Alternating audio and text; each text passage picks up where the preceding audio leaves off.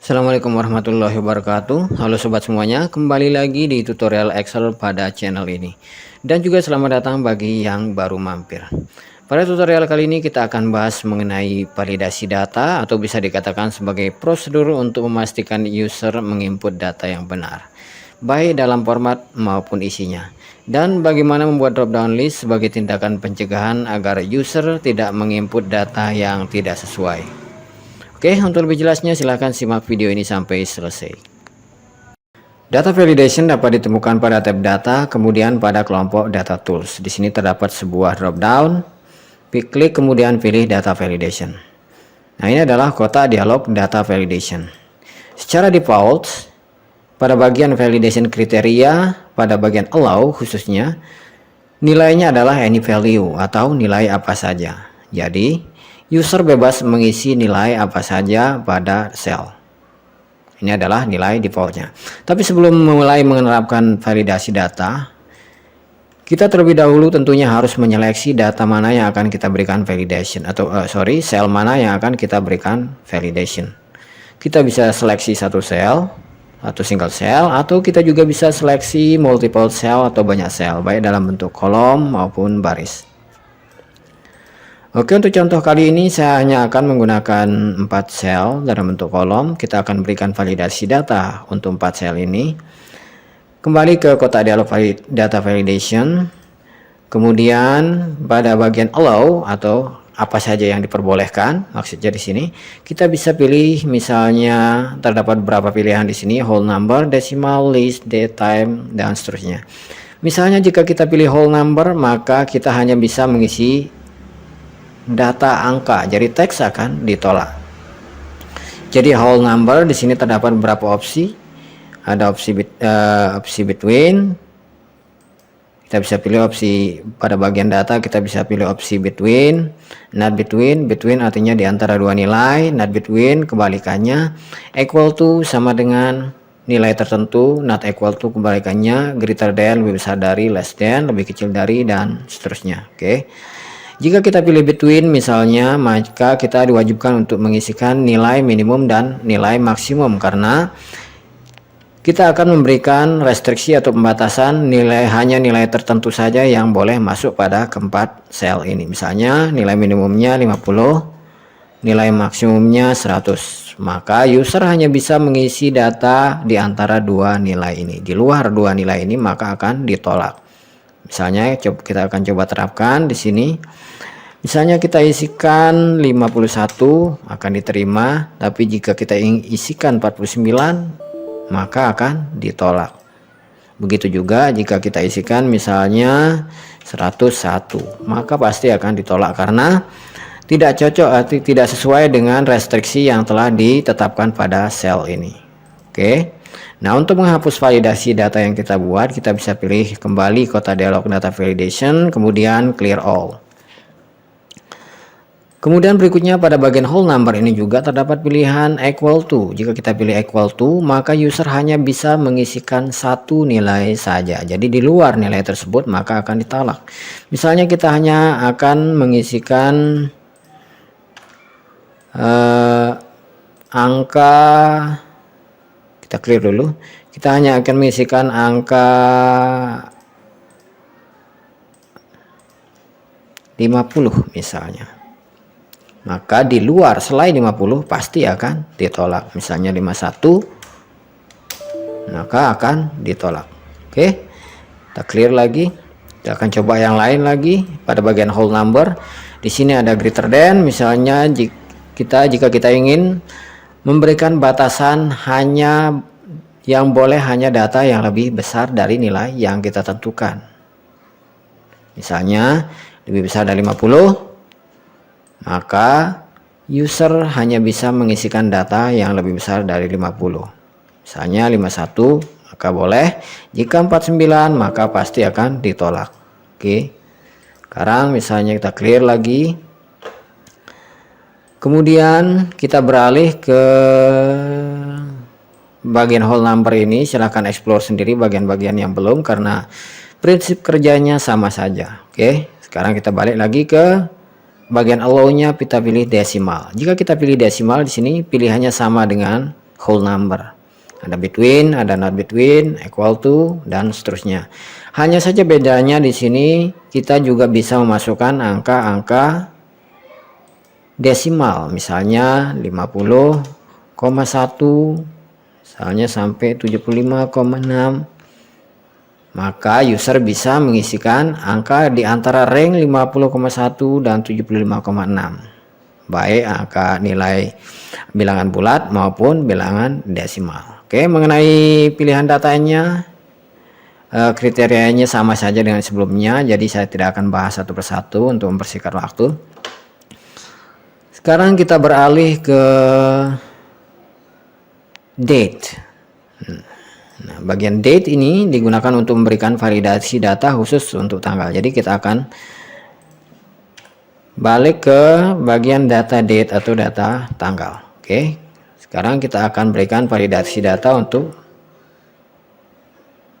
date ini. Clear all.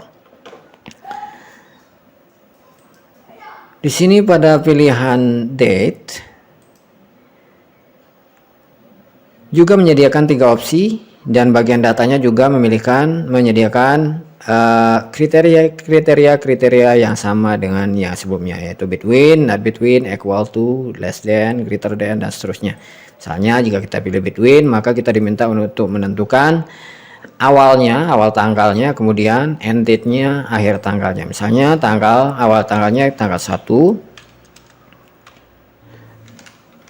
misalnya, kemudian end date-nya misalnya tanggal 5.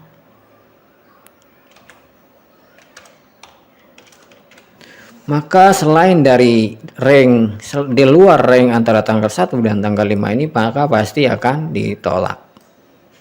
Misalnya contohnya tanggal 6 bulan 12, maka akan ditolak. Oke.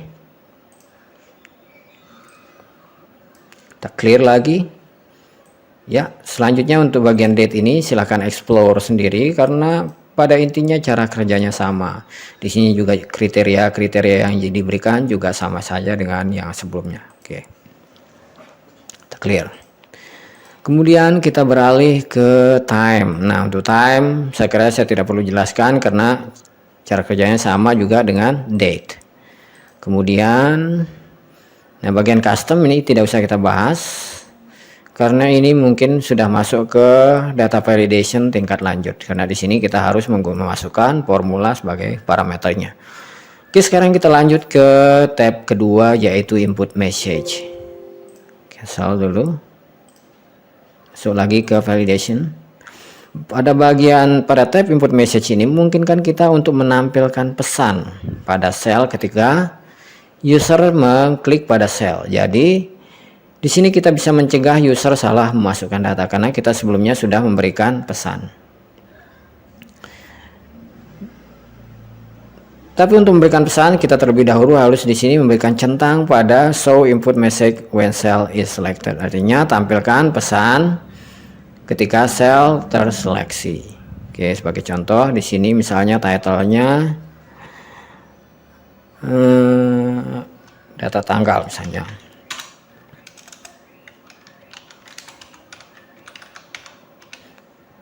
Kemudian di sini bagian message-nya kita bisa berikan misalnya hanya boleh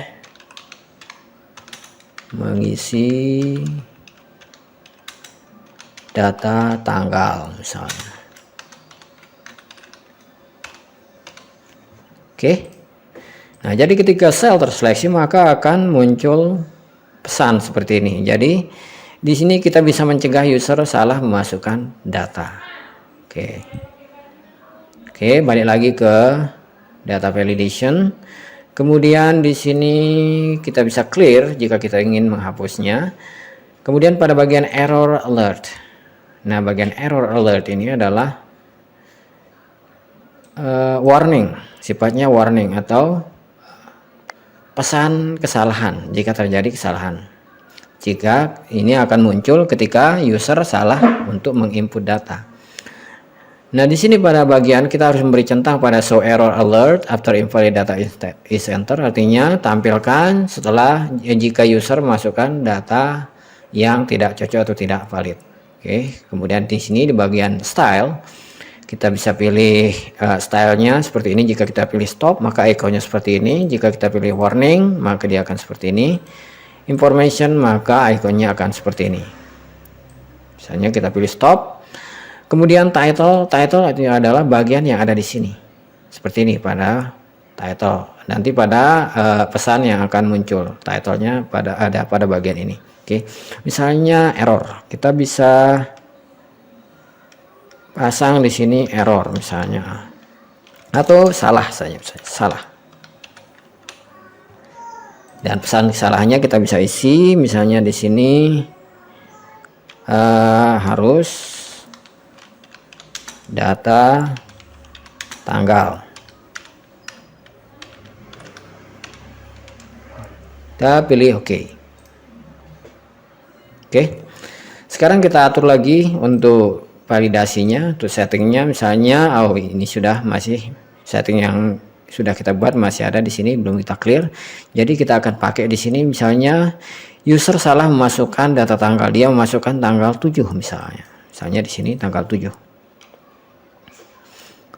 atau mungkin dia mengisikan data angka saja, misalnya data angka, maka pesan kesalahan akan muncul seperti ini. Ini adalah titlenya salah, kemudian ini adalah icon yang tadi, kemudian pesan yang kita masukkan harus data tanggal. Oke. Nah, yang menarik juga dari validasi data ini, kita bisa mencegah user salah memasukkan data. Di sini sebagai contoh, misalnya pada data kode biasanya yang merupakan gabungan huruf, angka maupun simbol-simbol lain, maka biasanya akan sangat rawan dengan kesalahan. Nah, untuk menghindari user salah menulis, kita bisa membuatkan list apa saja yang boleh masuk di sini. Jadi listnya tersebut akan berupa drop down nantinya di sini, jadi user bisa memilih. Jadi dengan cara ini user terbebas dari kesalahan menginput data. Oke, caranya kita blok terlebih dahulu. Misalnya sampai sini aja. Kemudian pada data validation kita pilih list pada tab setting.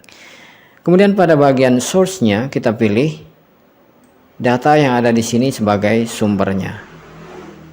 Kita klik OK, maka otomatis di sini akan muncul drop down. Nah, jadi dengan mengklik drop down ini user bisa memilih data apa saja yang boleh masuk pada kolom ini.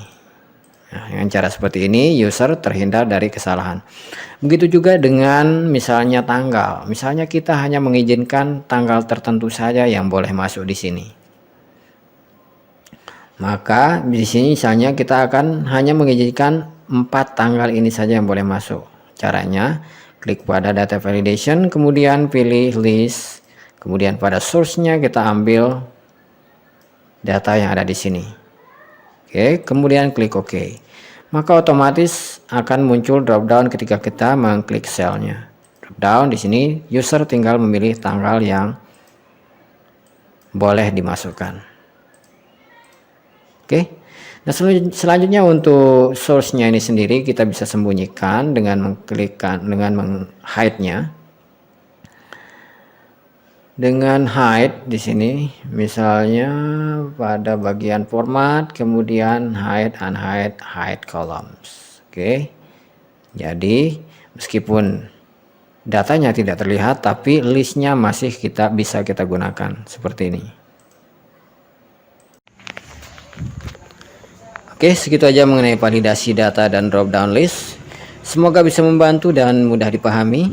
Jika ada pertanyaan dan masukan silahkan tinggalkan di kolom komentar. Dan bagi sobat yang belum subscribe, jangan lupa subscribe, like, dan klik notifikasinya.